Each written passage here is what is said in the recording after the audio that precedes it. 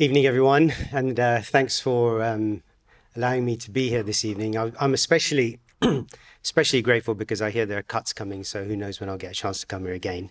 But in genuine sincerity, I really appreciate the fact that we were able to talk this evening about leadership from a Vedic perspective. I think we'd all agree there's lots the world needs to learn about leadership, and I'm convinced that the Ramayana, which, as Priya was saying, in terms of its position, in terms of the story of Lord Rama's return, has huge amounts to contribute to the discussion about what constitutes leadership. And so today I'm going to try and do a couple of things. One is go through and give you an overview for those of you who don't know about the Ramayana. And within that framework, intersperse some lessons that we can draw from it. It's fair to say that, the Ramayana and combined the Ramayana and the Mahabharata, these two narratives really do define the heart and mind of India. I don't believe you can actually understand India without understanding the Ramayana and Mahabharata. They constitute the very kind of fabric and nature upon which this culture has developed. So I think there's, and there's been centuries and millennia of discussion about each and every verse of the Ramayana and Mahabharata, and I think, clearly you can't do it full justice tonight, but we'll see how far we get. So I think part of the unique contribution is around the role that a narrative can play. So these two stories, one is the story of Ram and the other is the story of Krishna, Ramayana and Mahabharata respectively. These two stories and the role of the narrative in going through and really piercing through what, you have the Upanishads, for example, in the Vedic literature, and the Upanishads are the canon of philosophy. That's really the concise and quite dense philosophical treatise. And then you have the Vedas, and that's about ritual and other hymns that are sung there. But the narratives of the Ramayana and Mahabharata, and the beauty of a narrative is, of course, that anyone from a child to an adult can appreciate the narrative, and it's open and accessible to everyone. And that's one of the reasons, of course, why they have held such attention for so long over such a diverse community as communities within India. So in terms of how the narrative plays out within the Ramayana, and the Ramayana is a much more straightforward, if you like, good versus evil story than the Mahabharata, which is extremely complex in its moral ambiguity. The Ramayana has moments of moral ambiguity, but in large, it's quite easy to know who the good guys are and who the bad guys are. So in that sense, it lends itself easier to that. But within the narrative is the entire philosophy of the Vedas. Within the narrative itself, within the relationships between the different characters, the entire philosophy in terms of the metaphysics, the aesthetics, the epistemology even within the relationships, which we'll look at today, and the ethics of the entire Vedic culture and system are integrated in a way which make it accessible to anyone. And I think for me, that's one of the reasons why it's so really inspiring and exciting a text to delve into and to draw so much from.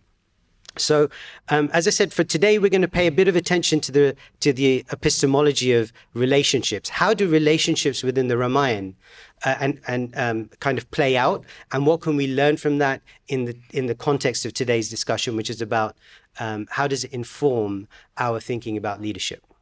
So let's dive in. So here we have our hero. This is Ram.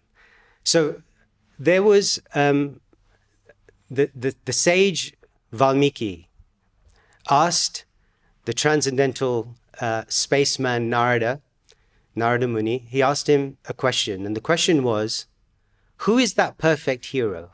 Who is that perfect person within whom all of the attributes or qualities of what we would define as ethics and morality are personified? Who combines these qualities such as courage and empathy and respect and discipline and all of the qualities that we would see on a universal basis? Who is that person? And Narada replies, upon meditation, that is Ram. And from there, the concept goes forward. So the Ramayana is the story of what in Sanskrit is called the Maryada Purushottam. The Maryada means like morality, the person who personifies morality. But what's interesting also about the Ramayana is that it's not just in Ram who we see Maryada. It's not just within Ram that we see these qualities of leadership arise. And often it's within his interaction with others that these qualities arise most prominently. And we're going to take a bit of a look at that.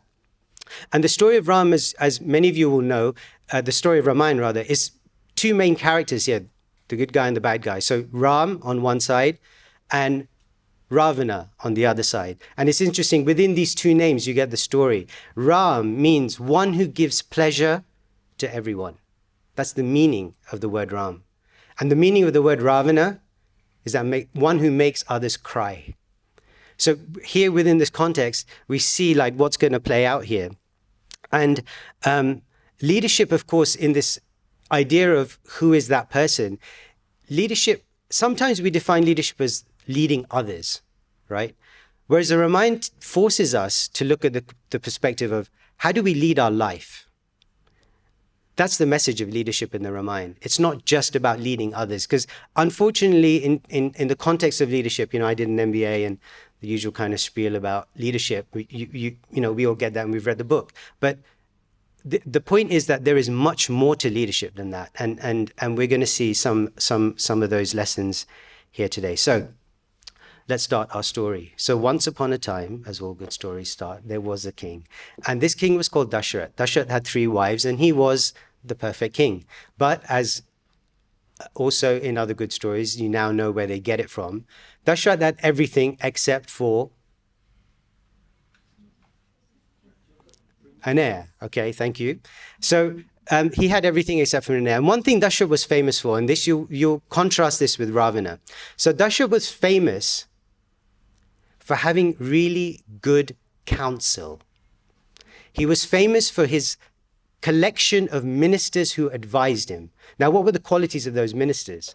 That they were independently thoughtful, that they could disagree with him, that they had the highest levels of integrity, and it goes on. But that description of Dasharath's kingdom and his counsel is one which was important, because contrast to Ravana, who we'll fast forward a bit, but Ravana has, sorry, this is going to shock those of you not familiar with the Ramayana, but Ravana has 10 heads.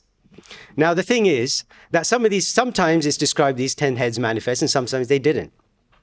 Now, the point of the whole 10 heads piece, of course, is that he kept his own counsel.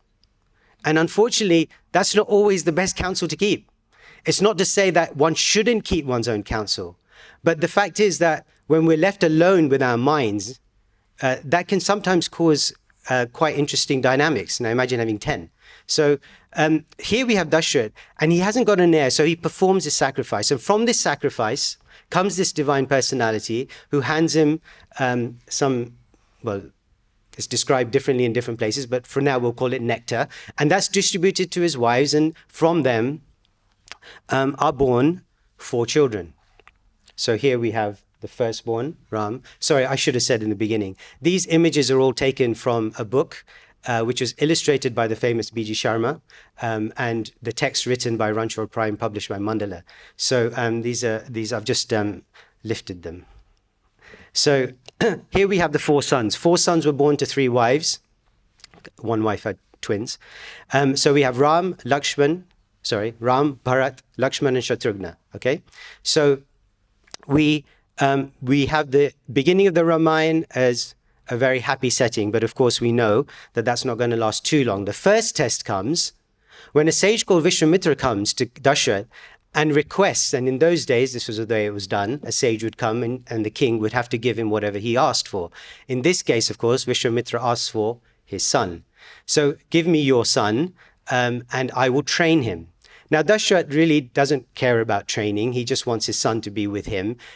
But after much convincing, he acquiesces, and both Ram and Lakshman go with Vishwamitra for training. There is a point here about how duty plays into the role of Dashrath's decision-making. Vishwamitra challenges Dashrath. Can you who say, give your word that you will give anything that I ask for and then refuse? This point about the value and the importance of integrity in making a statement and then following through with it at whatever cost to oneself. Now, obviously, there are extreme examples of that, which, the lesson from here in terms of the point of integrity starts with the lack of hypocrisy. You see, often we say something, we're thinking something else, and we do something else. Unfortunately, this is the kind of split personalities many of us are forced to live with, because integrity is a difficult thing. It's not an easy thing. It's not an easy thing for our actions, our words, and our thoughts to be aligned. That's a tough task. So this is our first lesson from Dashrath. Fast forward, he goes with Vishwamitra, and Vishwamitra takes him to a city called Mithila. And in Mithila, there is a princess, as there is in all good stories. And this princess is called Sita.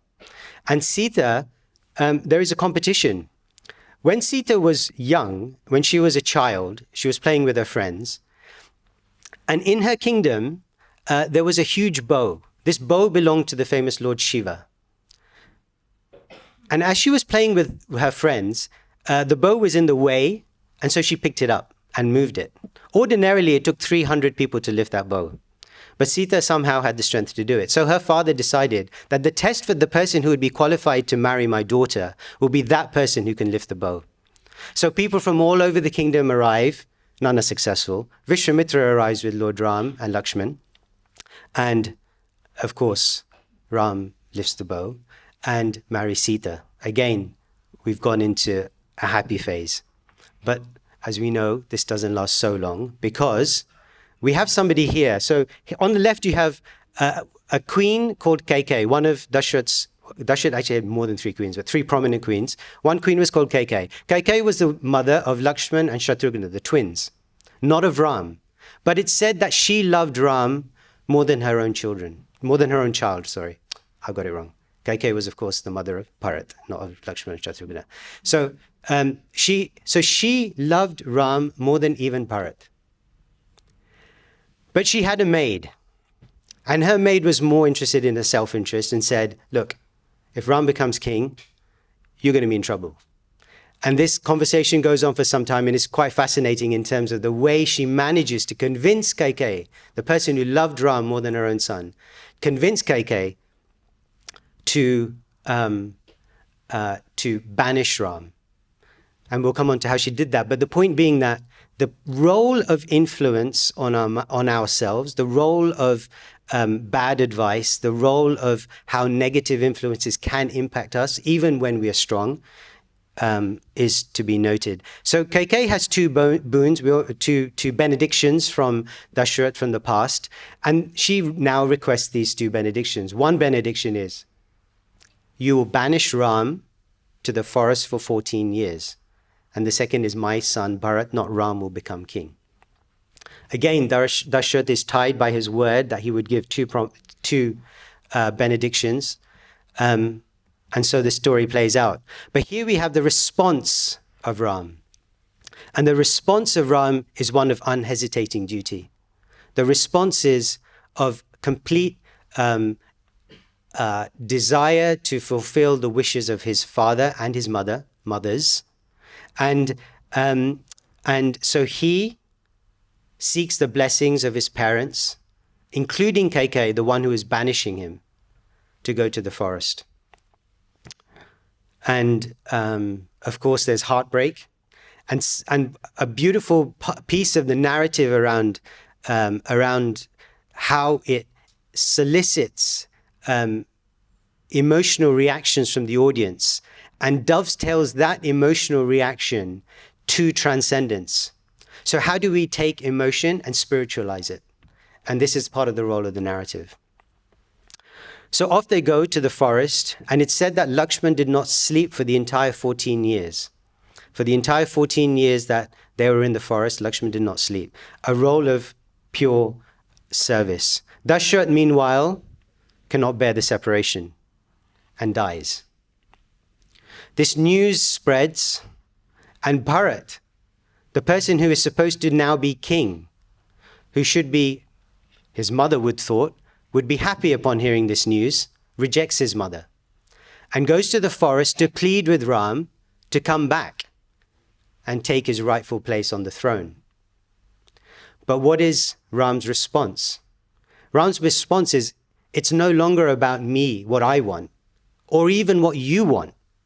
It's about what our father wanted and what he instructed and promised to do. So here there is an absolutely beautiful debate, it turns into, moderated by Sita's father, Janak.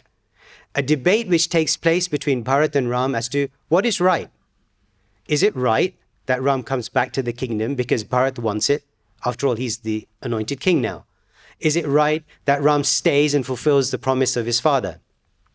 And through that process, again, this to and fro between different positions of morality.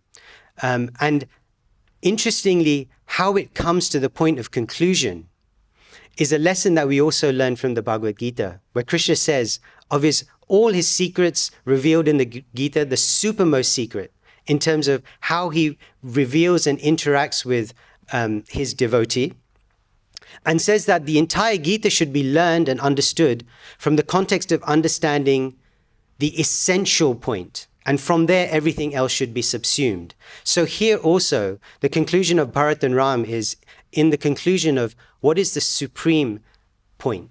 What is the highest point upon which we should be debating, and subsume all arguments within that? And Vashishta says to Bharat, Vashishta is one of the ministers of Dasharath, says that you have to learn to accept what you cannot change.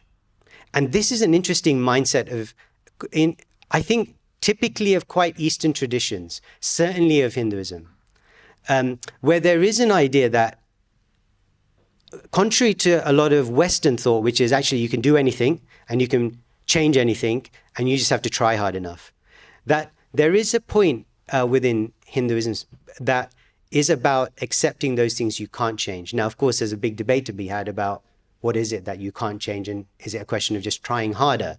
And we can get into that. But the point being is there is a certain level of peace that comes with understanding and appreciating and accepting. And here we have Bharat. And Bharat is, Bharat is, I've just realized that normally in PowerPoints, you allocate 3 minutes per slide. I have 37 slides, so I'm going to speed up. So, otherwise Priya's going to, don't worry Priya, I'll get it done in time. So here we have Bharat. So Bharat is back in Ayodhya, and rather than taking the throne, he's taken, and I don't think you can quite see here, but I can't figure it out. But on that throne are Ram's shoes. And he's worshipping Ram's shoes because he's saying, Ram, you are the king, I'm your servant. And this is servant leadership personified. This is the idea of custodianship. It's not mine. I'm looking after something for somebody else. This is a point of leadership that often leaders just don't get. They get into a position of power and they think it's theirs. We're custodians. And this is the message of Bharat. That, the importance of that message. So there are many stories that transpire through the Ramayana, beautiful stories about how he interacts with, for example, this boatman who ferries them from one side of the bank to the other. And in exchange for his service, Ram tells Sita to remove her jewelry and to offer it to the boatman as payment because they have nothing other than what Sita is wearing. And the boatman says to Ram that, don't try and cheat me. And Ram's saying, what do you mean don't try and cheat me? And he says, I'm a boatman. In these parts, we don't take money from other boatmen. Ram says, I'm the prince of Ayodhya, I'm not a boatman. And he says, you're a boatman because you ferry people from the material world to the spiritual world. What I want as payment is to be taken to the spiritual world. The idea that when we are in positions of whatever we're in, the notion of really understanding what is the most important thing, because sometimes the glittery stuff, the immediate stuff can be very attractive. So here we have a lesson about hedonism. and unrestrained desire. So here we have Shurpanakha, the sister of Ravana. And this is where it kicks off with Ravana, really. This is the starting point. So she comes and she sees Ram and she's completely fallen in love with him. And she realizes that because Ram's taken a vow to only have one wife, that she's going to have to do something about it. So she decides that the only way to fix this situation is to kill Sita. And that kind of story ends up in her being punished and banished by Lakshman and Ram. But the point being, this idea of what comes through in this story is this unrestrained desire. Where does unrestrained desire take you? And typically, it doesn't take you anywhere good. This idea of self-discipline may not be fashionable. The idea of being able to restrain and control one's senses may not be fashionable in a world which is pushing towards materialism and enjoying and live for today and all of these other kind of materialistic slogans. But the fact is, in the medium to long term, the end of those places is not always good. Now here, you may or may not be able to see it, but Sita's pointing. And on the far end of that slide, you can see a golden deer. So here is the lesson of distraction. So Sita is besotten by this golden deer. It's too good to be true, Ram tells her that, but she's taken by it. And she wants it. So Ram goes to try and capture it. As he's going to capture it, he realizes that this is not a deer. And he has his suspicions before, but realizing that it's not a deer, but actually what is in the Sanskrit terms is called a rakshasa. The exact translation is quite difficult, but it's something like, I was going to say a demon, but it's not quite a demon, but somebody not very good. So this rakshasa, Ram shoots. And when the deer dies and resumes his form as Marich, he calls out to Lakshman. And in the voice of Ram, imitating Ram, he calls Lakshman. So Lakshman is drawn from the protection of Sita into the forest, thinking that he may be helping Ram. And Sita is here, and of course Ravana comes in disguise. And here is a lesson. Evil comes in many guises, and I think one of the this idea of cheaters coming in very guises strikes a real note with me personally, because I feel very strongly that, religion is a good example of this, where the hypocrisy within religion is probably the single biggest factor of why people don't believe in religion. And so those ways in which cheaters or falsity may come, some are obvious and we expect them, and some are not so obvious and we don't expect them, and that's when we need to be really careful. So, and that's why the Vedic tradition offers many tests about the genuineness of both teachers and religion itself. So Ravana takes this opportunity to abduct Sita, and he carries her away in this chariot, and coming to the rescue is old Jatayu, who is a vulture, who sees Sita being carried away, knows that he is no match for Ravana, but tries nevertheless. And in this fight between Jatayu and Ravana, Ravana kills Jatayu. But what's interesting is that the question arises as to who won that battle. Because Jatayu knew that he couldn't win, but he fought nevertheless. Why did he fight? Because he knew that he only had to delay Ravana. And in that delay was his success. So how we define the notion of success sometimes can be very different to what it looks like at the surface. Underneath that, what's actually going on, Jatayu is simply trying to delay Ravana because he knows that Ram will come. And Ravana here also represents the dark side within all of us. This idea that we can enjoy the kingdom of God without God. We can enjoy the property of God without God.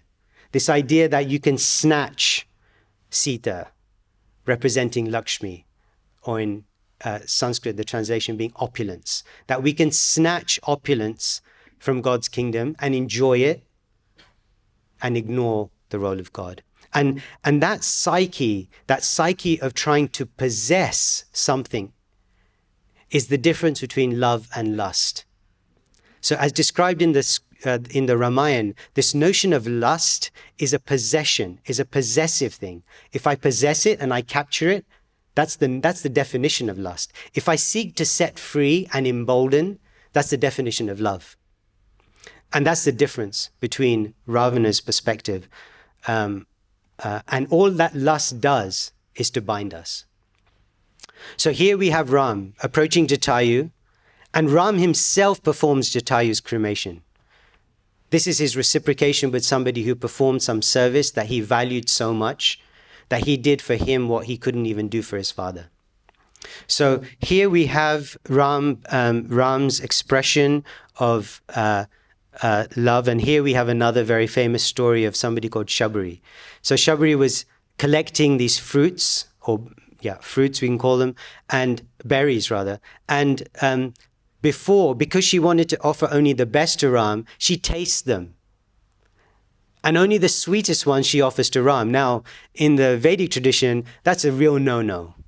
You don't offer somebody of respect something that you've already tasted. And Lakshman is getting really annoyed here and is about to interject, but Ram stops him and says, I'm tasting her love. That's what I'm tasting. So the point of reciprocation, and what is it that after all we have that we can offer God? It all belongs to him anyway. What is it in our possession that we can offer? The one thing that we have within our possession that we can offer is our love. And that's the one thing that God seeks. I'm sorry. I'm going to... This is going to be interesting. Okay, we have to introduce Hanuman. We can't get away with the Ramayana without introducing Hanuman. We will skip some other characters further down. But Hanuman is the hero. He's like... Yeah, okay. Priya's kindly offered us 10 minutes extra. Hanuman is everybody's hero. He's everybody's favorite, every kid's favorite, etc. And he's this monkey warrior. He's the one who personifies selfless service. He's the one who is fully and completely heart and soul dedicated to Ram. And here he enters the scene. And sometimes in comics or in movies, he's portrayed in a comical way. And in an unintelligent way, but it's completely disingenuous in terms of Hanuman's role. Completely simple-hearted, but absolutely intellectual character within the Ramayana. So we're going to skip that one. Ram says to Hanuman, "I've lost Sita. Please go and find her." And he sends out these armies of Vanaras. We say monkey warriors, they're not monkeys. They could speak Sanskrit, they're not monkeys. But anyway, they're Vanaras. So he sends them out. And he gives Hanuman, because he has the most confidence in Hanuman, he gives him his ring. He says, when you meet Sita, she'll recognize you as my messenger when you show her this ring. So off he goes. And this idea of Hanuman, at the moment of when he has to jump, so we've discovered now that Ravana, Jatayu has told us, that Ravana has gone to this place called Lanka. And Lanka is an island, an ocean away. So here, Hanuman's story of how, so when Hanuman was young, he was cursed because he was not very well behaved. He had powers bestowed upon him by all of the demigods. And so he was so powerful that he was unrestrained. And his pranks on sages earned him a curse. And the curse was that until you really need it, you will forget your powers, just to keep him in check. And at this moment, he remembers. He's reminded, actually, but he remembers. And this idea of humility combined with unlimited potential is personified in Hanuman. You see, the thing is, in a materialistic society, we push this idea that you can do anything, you're all powerful, you've got unlimited potential, etc., etc., etc. First of all, it's not even technically true. Second of all, there's no counterbalance here with any notion of humility.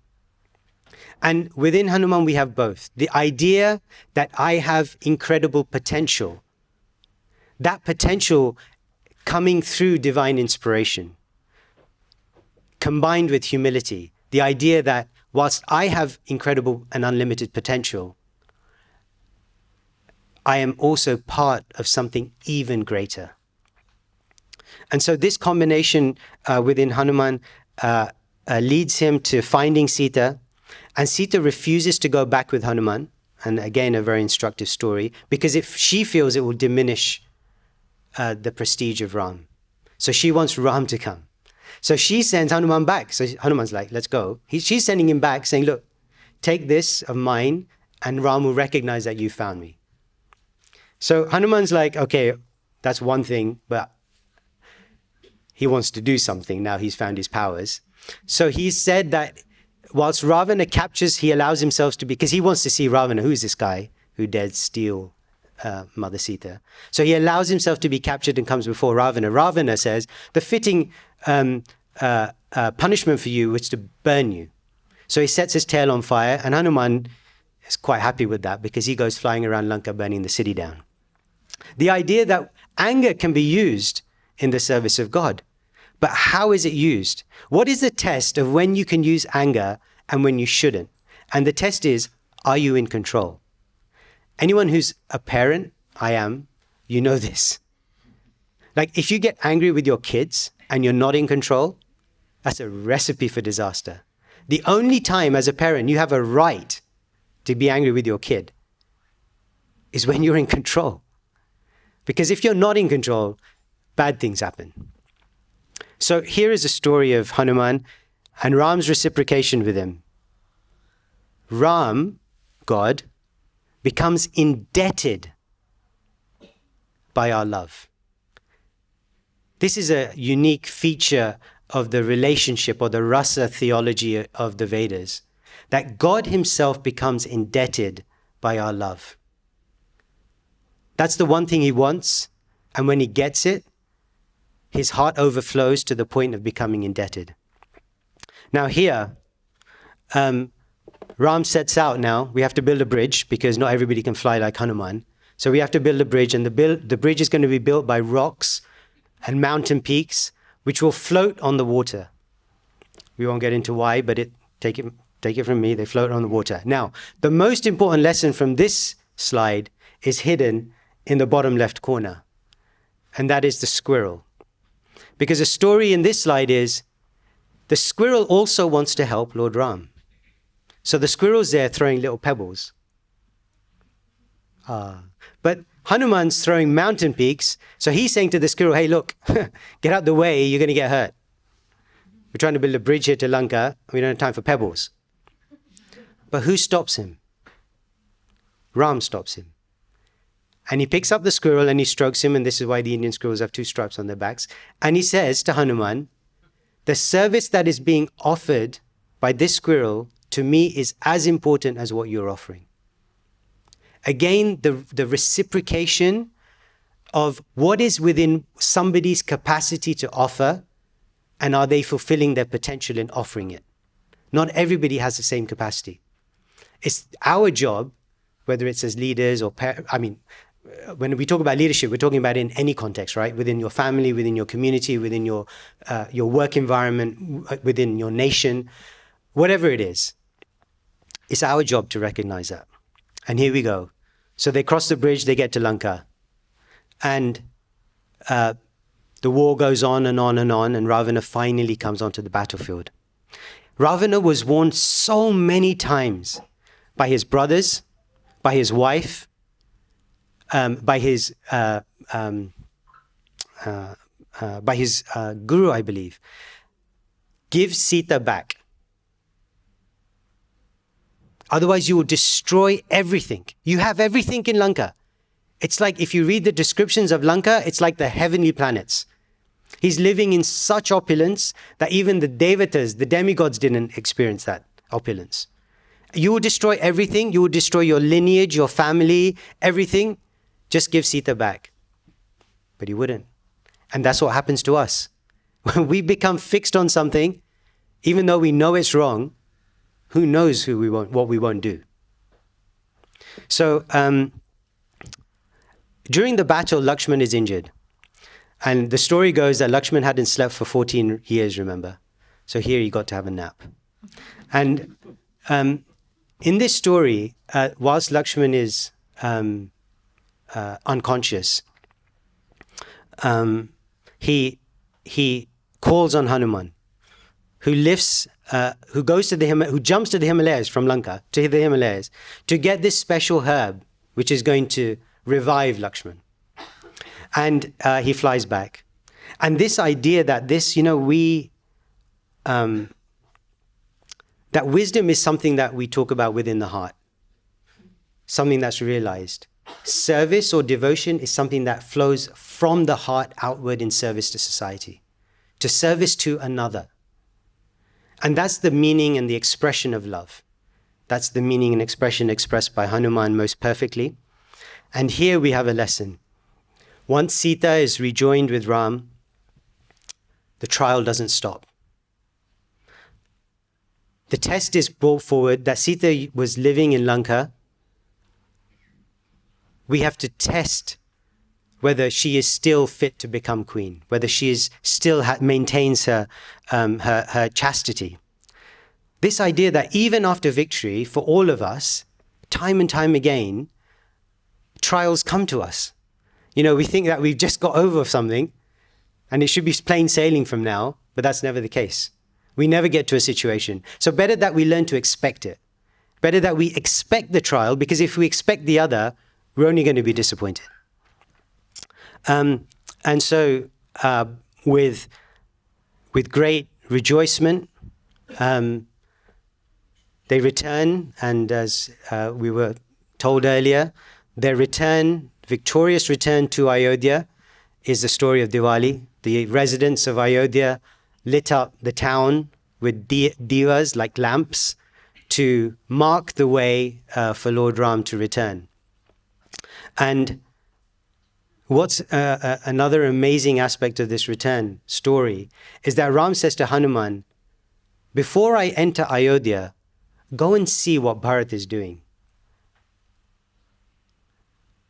So Hanuman goes to Bharat, Hanuman goes to Bharat, and Bharat is there. Bharat is dressed in tree bark. He digs a hole and he lives underneath the floor, 2 inches below the ground level, because he says, my brother is sleeping on the ground, I'll sleep beneath the ground.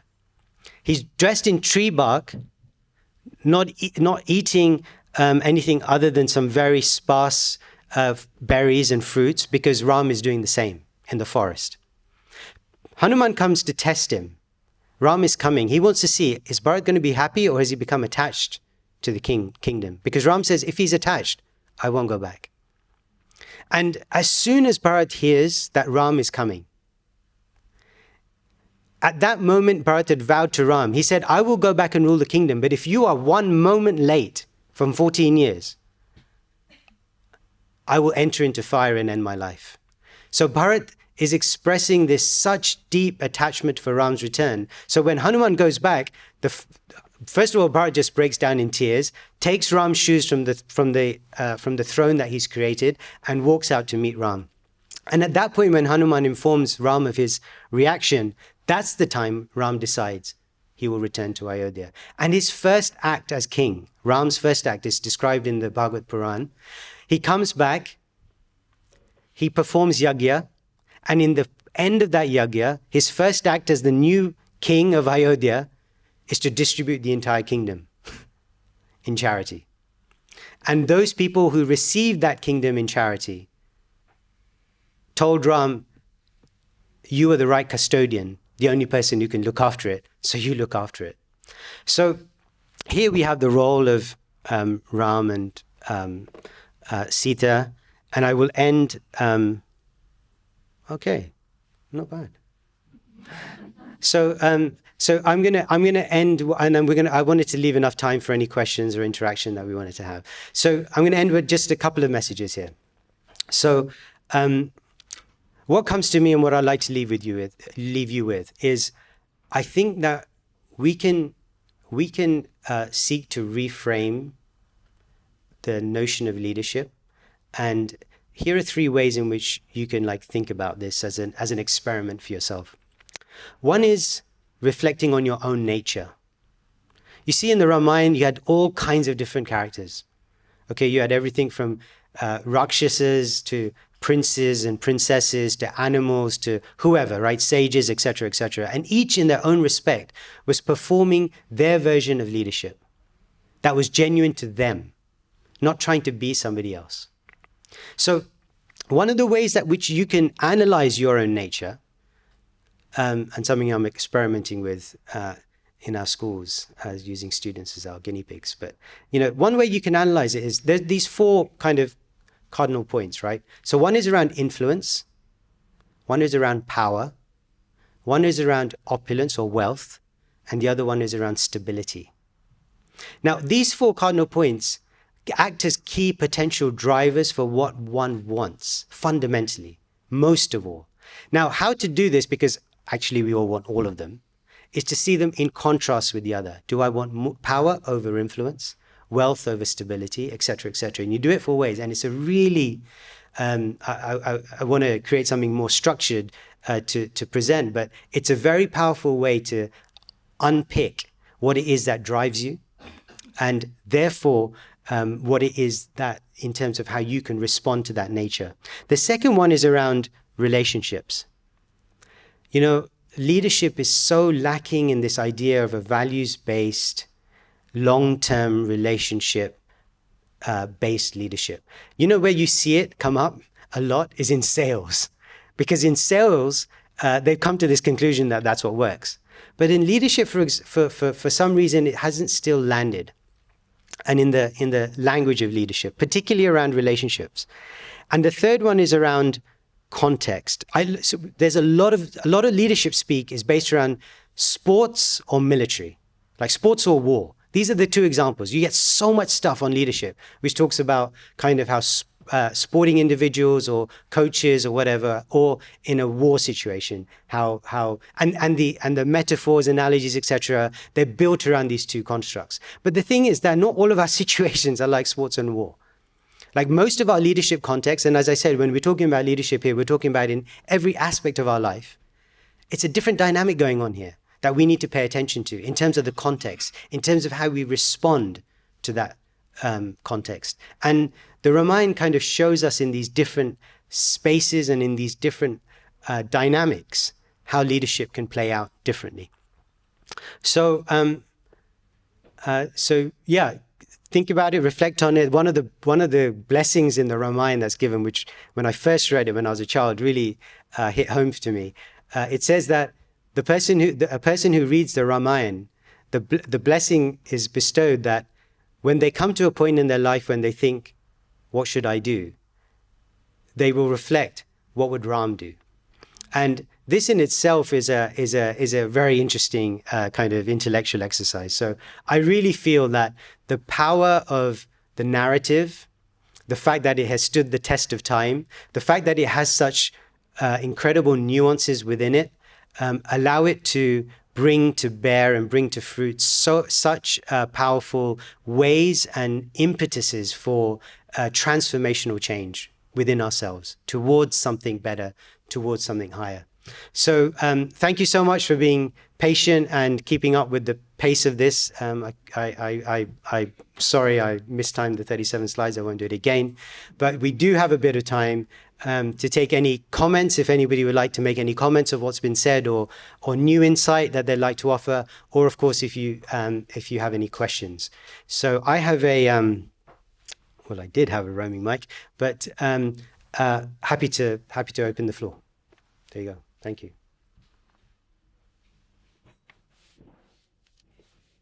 Actually, maybe I should I just do this? All right. Okay, I'll do it.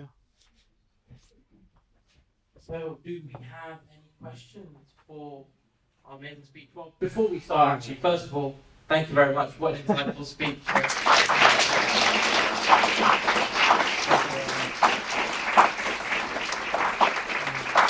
I've been noting down things on my phone as well, I wasn't trying to be rude. I was noting down some things which I have to you later, but let's get to the audience first. Yes, over there.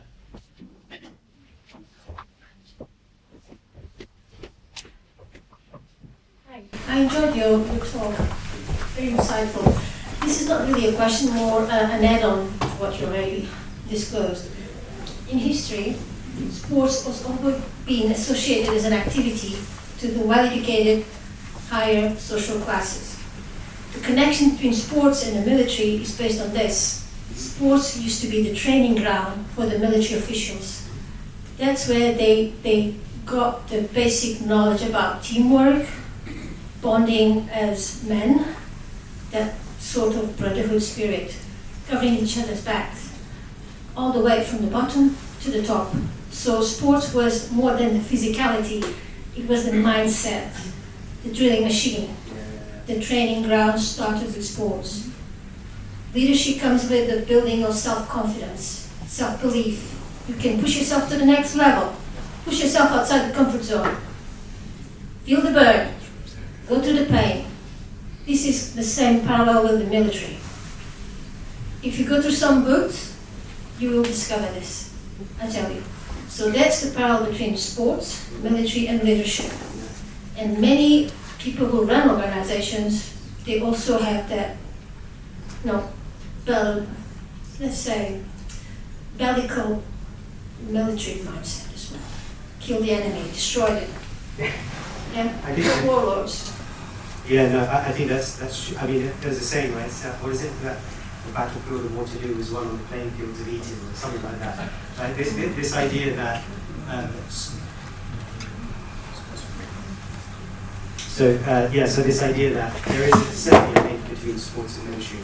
I think what the Ramayana offers us is a different perspective. So there is absolutely a time for leadership on the battlefield.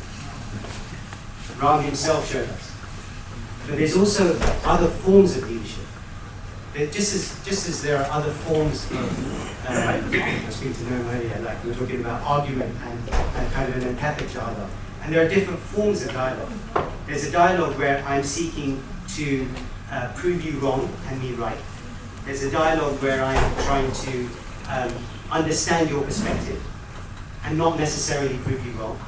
There's all kinds of dialogue, and in a similar in a similar light, there's different forms of leadership, and I think it would be healthy for us, all of us, to understand these different types of leadership, so that we don't default to an aggressive form of leadership every single time, because sometimes the harder you push, the system pushes back. Like sometimes I learn about this in negotiation, right? Like one of the things you do in negotiation is you go in, and a lot of people do this. They go into a negotiation and think, these are all the things I'm going to say in this negotiation. I think it was Abraham Lincoln who said, I spend 90% of the time thinking about what the other person is going to say and 10% what I'm going to say. Like we're in a dynamic with other people. We're in a dynamic with other forces. And the way to win someone over is not always by force. So in sports, you're there for a reason. It's a competition. So you're there to win. It's a short-term thing. But when I'm in with my family, a short-term thing, is game theory, right? It's a long-term scenario. Like play the long game. So that's the only thing I would kind of say. I fully appreciate what you're saying in terms of the connection between sports and military. But I just wanted to highlight this point about the variety of leadership styles. And also social class is both involved. Yeah. If you look at the background, most of the people who reach the highest levels in these sports, they come from a certain social class, and the military as well. And leadership inside organizations, the same thing. Same pedigree. Something we need to fix. Well, while we do that, I have a question for you. So at the start, you were talking about keeping good counsel, rather than about bad counsel. What counsel do you keep? My wife's in the audience, so I'll start with her. I think in different spheres of life, we have different people that we go to. I say to the kids in our school when I'm speaking to them about this type of thing, that we live in a world which is so heavily externalized, where external validation of how good I am is such a big thing. Like how much I how much I think of myself is so dependent on what somebody else thinks. And not just somebody else, but somebody who else I don't even know. So like, I don't even know the person, I don't care about them, but what they think is everything to me. I mean, it's crazy. So I think whatever context it is, I think the most important thing is, who are those people who you care about, who care about you, and then care about their opinion, right? Like, so if you care about them and they care about you and you're on that space, then you should care about their opinion and you should take counsel. But like, somebody from around the world, just because they're on your social media feed or whatever, like, I mean, that, you know, it's a huge driver for the problems we're seeing in emotional and mental health, that people are just so dependent on external validation that it's damaging. Is that okay? That's a great answer. Thank you. Care about those who care about you. Thank you. At the back. Hi, thank you very much. It's very insightful. I have a question, obviously, perhaps because of the timing constraint, we skip this. So at the end, Lord Ram suspects the chastity of Mother Sita, and how to reconcile the value-driven life system of Lord Ram with this suspicion of his own wife. Yeah. And how does that go forward, and especially from the leadership points as well? Yeah. So on the drive here, somebody said to me, Mira said, somebody's definitely going to ask you this question. And I was like, I hope they don't. So thank you. But look, this is one of the really contentious, niggly things of the Ramayana, right? Why does Ram doubt Sita? How can anyone doubt Sita? And people get really like angry about it, right? So I get angry about it. So when I think about the Ramayana, I thought, why do you have to do that? So, but the thing is that there is a lesson in this. And the lesson relates to what is, because from Ram's perspective, he knows the outcome. Okay, so that's not in doubt. There is a backstory to this which involves, I don't think it's from the Kumara Purana, but it talks about how Ravana never took the real Sita. And Agni Dev took Sita in the cottage. Ravana took an illusory Sita, and through Agni, the real Sita was returned at the end. So, but aside from that, the point is that the role of the leader in setting a standard which is beyond reproach is the absolute standard that Lord Ram sets. You see, in the Mahabharata, we have Krishna. You do what Krishna says, but you don't do what he does. Right? Because he does some stuff that you shouldn't do. With Lord Ram, in the Ramayana, the message is you can do everything he did. And so he sets a bar so high that it's there to inspire an example. That once, you see, it's about expanding our domain of concern. A selfish person thinks about themselves, right? Somebody who's less selfish thinks about themselves and their family. Somebody a little bit less thinks about themselves, their family, their community.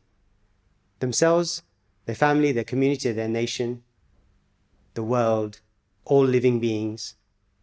Lord Ram is setting the highest standard. His level of concern has to go beyond his concern for just his family and his wife and to the whole world. And that's the example he's setting. It's a difficult standard for us to sometimes even appreciate what to speak or follow.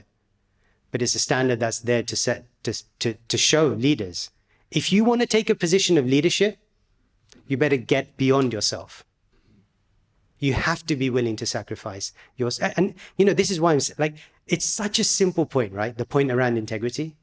But you look at the world today and our leaders, many of them, not all of them, but many of them, I mean, they could do with reading the Ramayana.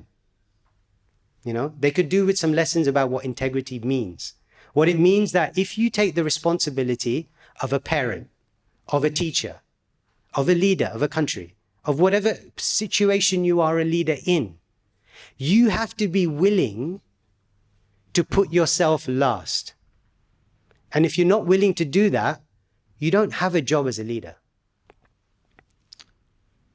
Or at least the right. Is that okay? I think we have time for one, two. Okay, Chris said two, so only two. Do we have any virtual? I don't actually know who's looking at virtual questions. So, That's a no. sorry, I'll look at it. Hi, I'm Sana, and I wasn't born in Hindu faith, so I've never read the stories. But my father was quite liberal, and he made us read them thanks to Bollywood. So what taking lead from the last question, what you just said. Yeah. Lord Ram had set the bar too high, but isn't that what is causing the women to suffer in today's world? The status of women is being affected. Their character is questioned for even wearing short clothes or doing anything, going out late at night. Rapes are blamed on women's clothing. So for 14 years, Lord Ram was not, for the time being when Sita was away from Ram, he was away too. So why did he not set up higher and lead by example as a leader? Yeah, that's a good question. So I think if I answer the first part of that question first, so I think if I can rephrase it, the idea is that how is that story or pastime responsible for the way women are treated today, right? Is that kind of so? Ram's response to the test of fire in terms of in Lanka, in terms of why he conducted this, was for a particular kind of setting a standard in a particular kind of scenario and a situation. In terms of its repercussions for women today, I don't think you can draw a line from one to the other. And the reason why I think that is because if you see the way in which Ram dealt with Sita, if you see the way in which women are dealt with in the Ramayana and Mahabharata, and here's the kicker, right? The kicker is this. Both the Ramayana and Mahabharata, both stories which are the core narratives of India, the greatest wars ever discussed in India in terms of the history, both were caused by the abuse of a woman. In the Ramayana, the abduction of Sita, and in the Mahabharata, the attempted disrobing of Draupadi. What these narratives tell you is that when women are disrespected, society is destroyed. It's as literally expressed as that. That when the chastity or when the situation or position or the respect of women is degraded, in whatever context that's in, bad things happen, and to an extreme level. So the story for anybody who's actually reading the Ramayana and Mahabharata, that's what you should be taking away from it. If you read the Ramayana and you take away from that women are to be questioned and disrespected and all the rest of it, then you haven't read the Ramayana. Because the Ramayana, the message of the Ramayana, the fundamental message of it is that you better respect women, because if you don't, that's the end of society. Even the Bhagavad Gita, in the first chapter, Arjun's conversation with Krishna's, his core reasons to not engage in the war are based on this principle of protecting women. And so I agree, there's a lot of ill-informed arguments that are made around this accusations of, does one, this notion, right, that you're referring to, that does it influence or does it affect? But as I say, from any honest reading of the Ramayana and Mahabharata, the message is loud and clear. And if you see the way in which women are respected in the Ramayana and Mahabharata, the message is loud and clear. And is that okay for the first part? Okay. And I've forgotten the second part. Then why did he not lead by example? Why didn't he not? Oh, yeah. Okay, that's a tougher one. Why did Ram not lead by example by himself? But Ram was not alone, and he was not in hostile environment. That's an easy way out of a difficult question, because he was with Lakshman, whereas Sita was abducted by somebody else, so there's more chances. But had Ram been abducted by an army of women Rakshasas, would you have had to go through a test of chastity? I don't know, and that's why I'm glad I don't have to answer the question. But he didn't. So that's that. Thank you. Thanks for that. Just wanted, it wasn't a question, just wanted to share, because this is a real question, isn't it, that so many on the planet raise about Ram's, his kind of behavior towards Sita, the whole test thing, and really questioning his behavior and authenticity. That's usually done when people have just watched the televised version and not actually read the Ramayana in its original. And I don't even mean just the Sanskrit, but just even the English. The narrative doesn't actually say that. So just to give clarification to people, but Ram doesn't actually ever doubt Sita. He says to her, he says, look, I had to save you because it was my duty to do so. And he said, you know, you've been at somebody else's house now, so I can't really take you back. And she said, don't you love me? And he says, well, it wasn't really about that. I had to do my duty and save you. She's distraught, and then she goes through the only picture of the test of fire. And when she comes out unscathed, he turns to the others, all his ministers, and he says, how do you feel now? You should be ashamed of yourself. He said, I never doubted her. And he says, well, I never doubted you one moment. I know you passed this thing, but this was to show these people that there's no one more pure than you.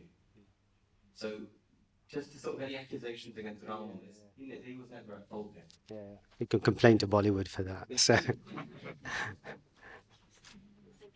thanks, Rishi.